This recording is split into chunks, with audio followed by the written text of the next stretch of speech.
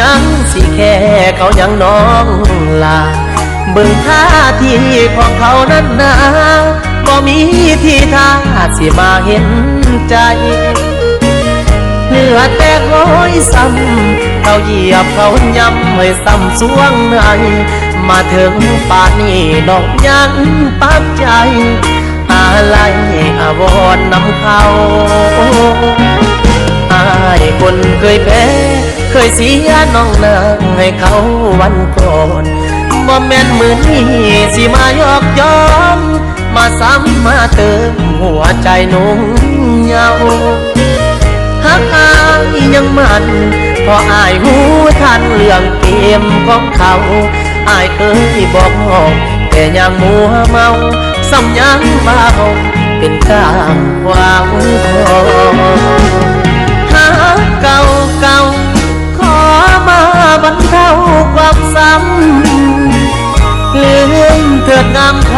ำหัวใจที่ซ้ำอุราขอให้เขาชูเขาชื่นอายขอลบคืนให้ลืมมันสาเขาปาเขาปล่อยก็สร้างเถิดนะลืมมันสาลาถือว่าปัญหาปล่อยจูบของเขาที่เปื้อนแก้มเจ้าขอจูบซ้ำหอยความหักอายที่เกินง้อยบอกขอย้อนหอยคนเก่าเขาย้อนใจอายเคยถูกทิ่มเจ้าเหยียบเจ้าย้ำให้ซ้ำสวงในอยากคิดว่าอายสิแก้แค้นใจ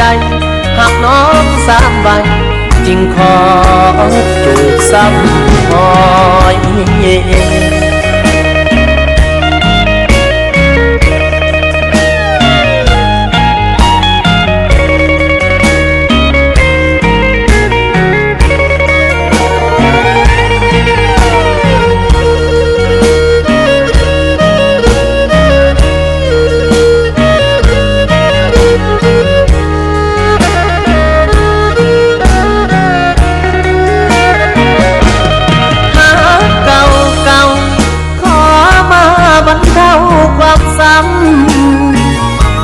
ลืมเถิดงามค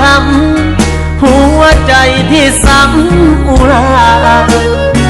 ขอให้เขาชูเขาชื่นอายขอลบคืนให้ลืมมันสาเขาปาเขาปล่อยก็สร้างเถิดนะลืมมันสาลาถือว่าปัญหาปล่อยจูบของเขาที่เปื้อนแก้มเจ้าขอจูบซ้ำหอยความหักอายที่เกินง้อยบอกขอย้อนหอยคนเก่าเขาย้อนใจ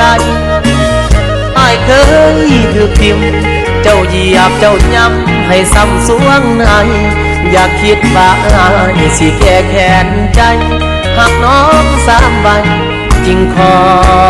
จูบซ้ำหอย